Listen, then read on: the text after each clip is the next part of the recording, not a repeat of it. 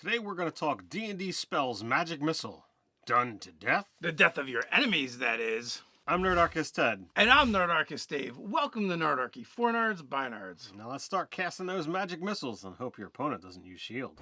So we had a question come in over on Facebook as a message, and basically what they wanted to know is, what did we think about all the different possible magic missile nuke options, especially after like the clarification for magic missile came out, and basically Jeremy Crawford said when you cast magic missile, you roll a single die, and each dart does that amount. So there are definitely different things that can affect how much your magic missile does. Absolutely. So the whole idea behind these builds and this particular video is based off of that clarification.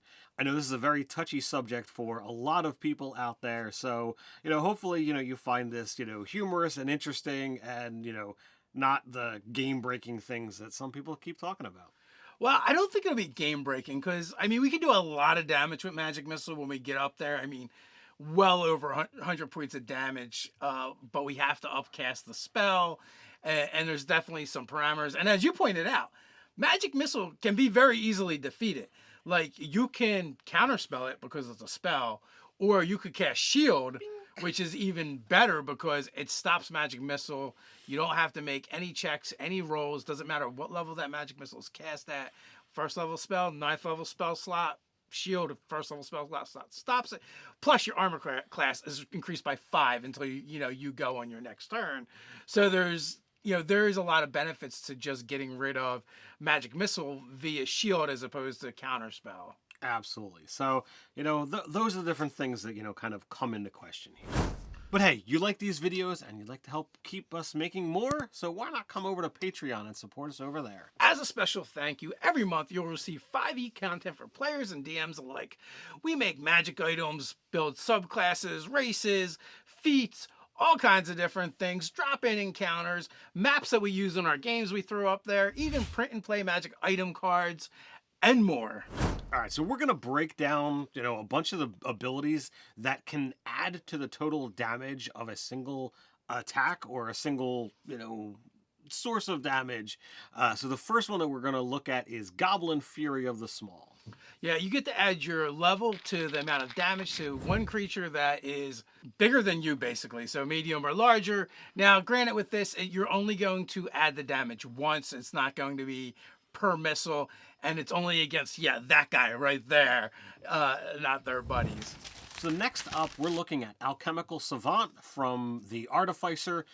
This ability allows you, when you are using your alchemical supplies as a spellcasting focus, you can add, extra damage to one roll of the die to what you're doing. And since we've got Magic Missile is rolling the die once, this is going to spread throughout all of the missiles because you only have to roll the die once and they all do X number of damage. So this one's beneficial based on that clarification. Yeah, there is some caveats though. Basically you can do it, but you can only do it to, I believe, acid, fire, and poison damage. And I know what you're thinking. You're like, but Magic Missile does force damage. How does this apply? How could this even apply? Well, we will get to that later, but there is a way to make it work. Next up, we have Bard, and this is an optional rule for magical inspiration, and basically what that does is that allows you to add your bardic inspiration die as bonus damage. Now, this will only apply one time. It's not going to go to the actual die and increase all the darts. So you're only get to apply this once. But if you have a bard buddy that's willing to give you their bardic inspiration, you can add that to increase the damage you're doing with your magic missile. Also with Bard, we're looking at Spiritual Focus. This is going to be something that allows you, when you're casting a Bard spell, this is going to allow you to add extra damage or healing, but for this case in point, we're looking at damage to one roll of the die. And again, see that caveat. Yeah, it's a die 6, College of Spirit Bard. Technically, from 10th level on, you start getting magical secrets if you're a Bard, so you could get Magic Missile as, a potential spell on your Bard list. And that becomes a big deal because now you're rolling a die 4, a die 6, and adding a +1 to it, and all the darts will do that same amount of damage. So pretty nice, pretty useful. But, there's other things that go along with it. Next up, we have Cleric, and we're going to look at the Tempest Cleric Destructive Wrath Channel Divinity. And what this does, if you're doing thunder or lightning damage, you can just expend your Channel Divinity and to choose to do the maximum amount of damage. In order for this to work, again, we're going to have to change our force damage to thunder or lightning damage, but it is doable. Yep, and as we said, we'll kind of get to that in a little bit. Next up, we have Warlock, and that's going to be Hexblade's Curse. You can apply your curse to a target, and when you do so, you're going to get bonus damage equal to your proficiency bonus on your damage rolls against that target. And this one actually works for every missile you hit the target with.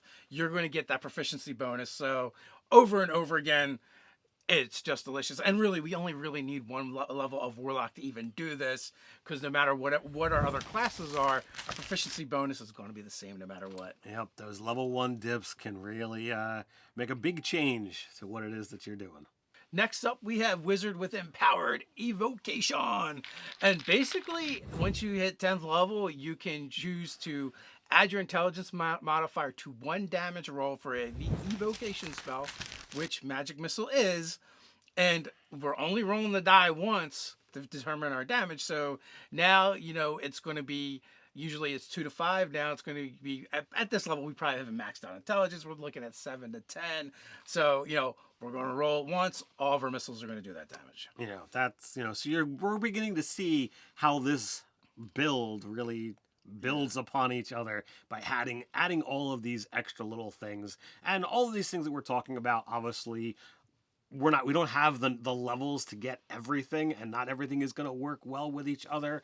But we're gonna pick and choose and be able to show you a couple different ways that we've built it out. We're not done with Evocation Wizard, though. They also get the Overchannel ability as their kind of capstone 14th level subclass ability, which, they can use it for free one time per long rest, and that just allows them to max out the damage. No die roll necessary. So before, like we talked about, those darts doing 7 to 10, they're just going to do 10, and for each one that you throw out there.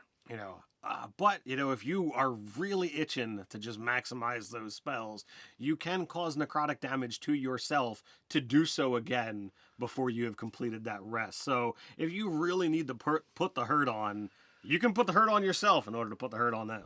I know we can't have 2 subclasses from the same class, so obviously we talked about, using multiple builds. So if you don't want to go Evocation Wizard, you can go Order of the Scribe. For this one, we're looking at the 2nd level ability, Awaken Spellbook, and here is where we're going to be able to replace damage types. So when you cast a spell, you can replace the damage type with an alternative option. So if we needed to get that fire or we needed to get that lightning, here is a way that we're going to be able to do it so that you can kind of maximize those abilities. Yeah, the only caveat is you must have a spell slot or a spell that does that kind of damage for the spell slot you're using. For instance, if you're using a 5th level spell, then in your spell book, you better have a 5th level spell that does the type of damage that you want to do. So this is a very situational kind of thing. So, as a scribe wizard, you probably are collecting more and more spells specific to be able to create these kind of situations. So hopefully you've got a GM that's working with you, because this is a specific type of character. Both the Artificer and the Cleric gave us ways to, really tweak the damage that we're doing, or maximizing the damage we're doing, but they required specific energy types. Well, if you decide to go with the Scribe, that gives you the ability to do that. All right, so from here, we talked about that we were going to do or show 2 different character builds that use these setups. For both of them, we're going to, kind of take this out to like 18th, 19th level to show you what levels, what features we're looking at in order to really, pound these massive, damage home. So they're both really close and within a level of each other, right? One does 157 points of damage and the other does 149. Now, with both of these, this is using an upcast for a 5th level magic missile, spell. So typically you would be able to use an upcast and use even higher level slots, but the problem is, depending on what build you're going with, you may not be able to access certain features. Like that Empowered Evocation is only up to 5th level spells. that you can do that with, or maybe it's the over channel that's only up to 5th level spells. One of them from the Evocation Wizard is limited to 5th level spells. So like, you know, the benefits you were getting aren't going to work with, you know, those with higher level spell slots. But fortunately, we do have 2 different builds here. And you know what? Normally we just like hide our notes, but I think I'm just going to pick up the notes and see what we got here. Because there's a lot going on, right? So in the first build, again, it's, you know, upcast to 5th level, and it's considering an 18th level character combining Hexblade's Curse, Empowered Evocation, Fury of the Small, Bardic Inspiration, Spiritual Focus, and Overchannel feature. That gives us 157 points of damage when you work out and do all the math. Now, because we have certain things in there like Hexblade's Curse and Fury of the Small, you really have to do all that damage to one target for it to be that number, or it's going to kind of like get adjusted a little bit or spread out. The other build that we went with, again, this is Magic Missile cast as a 5th level, and it requires actually 19 levels. Now this build, I believe we could upcast even higher if we wanted to. We don't have the same restrictions as we do with the first build, but we're using Hexblade's Curse, Fury of the Small, Bardic Inspiration, Spiritual Focus, our Wizardly Quill, and Destructive Wrath features. And again, like I said, that's 149, but like if we did it as a, you know, 6th through 9th level, the damage would be even more. Also, a fun thing is we had this cool control effect with each of the darts because we've changed them to thunder damage. We had to make sure we had the Destructive Wave spell on our list in order to do that, but we can. And now when we hit them with those darts, we can also push them 10 feet around the battlefield. So that's kind of cool as well. And, you know, I'll throw a little caveat in there with that is, you know, by wording of the spell, the darts hit simultaneously. But, you know, I have been playing this game for decades, and I've seen this happen at many tables. You know, those darts are hitting, and like, oh, does this kill it? Does this kill it? Does this kill it? You know, so you keep rolling. So some DMs will allow you to be like, okay, well, you know, each dart is going to push them 10 feet. You know, now, since we have the second build, this is going to do thunder damage. You know, we've got things that are going to be vulnerable or resistant or immune, so you have to be careful about those situations, just like, you know, the previously mentioned build all doing force damage. You really don't want to be throwing those at your Helmed Horrors or other things that, you know, have the ability to be immune or resistant to force damage. So the Scribe definitely gives you the way of altering things to really maximize those resistance and vulnerabilities that happen to be out there. So what do you think? Does Magic Missile break your game? Do you care? Do you applaud your players when they pull out stunts like this, or do you just groan in dismay? Let us know down in the comments below and share your Magic Missile stories with the Nerdarchy community. While you're down there, don't forget to do all those things that make the YouTube algorithm happy. Like, share, subscribe, even go ahead and click on that notification bell so you don't miss a single video. Quick reminder, Mondays, Wednesdays, Fridays, come on back. We drop new Nerdarchy videos. But hey, you can't wait till then. Check out this video up here. It's another wizard spell. Go-to spells for the wizard at tier 1. So until next time, stay nerdy.